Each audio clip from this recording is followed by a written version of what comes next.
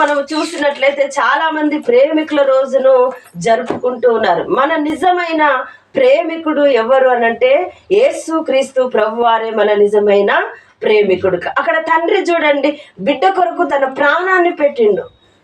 అదే ఈ లోకంలో ప్రేమించుకున్న వాళ్ళైనా, ఈ లోకంలో ఇంకెవరైనా కూడా ఒకరి కోసం ఒకరు ప్రాణము పెట్టలేరు. కానీ ఒక బిడ్డ కొరకు ఒక తండ్రి ప్రాణం పెట్టితే లోకము కొరకు పరలోకపు తండ్రి ప్రాణం పెట్టినాడు. ఒకరి కోసము ఇద్దరి కోసము కాదు, సర్వ మానవాళి కొరకు మన తండ్రి మన కొరకు ప్రాణము పెట్టినారు.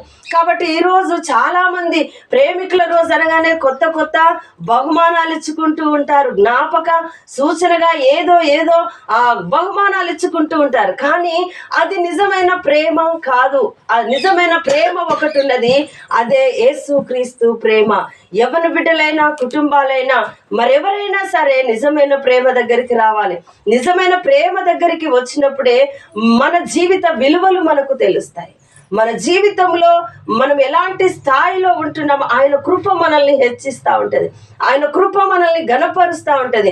ఈ లోక ప్రేమల వైపుకు మనం పరిగెత్తితే అవమానాల పాలవుతాము, నిందల పాలవుతాము, ఇంకా అనేకంగా సాక్ష్యాలు ఖరాబైపోతూ ఉంటాయి. సాక్ష్యాలను అందరూ కూడా మనల్ని గురించి చెడ్డ సాక్ష్యం పలికినప్పుడు మనకి ఎంత అవమానముగా ఉంటుంది. ఓ లోకం వైపుకు పరిగెత్తితే మనము చెడ్డ సాక్ష్యంలోకి వెళ్తాం. ప్రభు వైపుకు పరిగెత్తితే ఆయన మన కొరకు ప్రాణం పెట్టిన నిజమైనటువంటి ప్రేమాపూర్ణుడు గనుక ఆయన మనల్ని ఉన్నత స్థాయిలోనికి తీసుకొని వెళ్తారు. కాబట్టి ప్రియమైనటువంటి దేవుని బిడ్డలారా, ఈ రోజు జరుపుకుంటున్న ప్రేమికుల రోజు.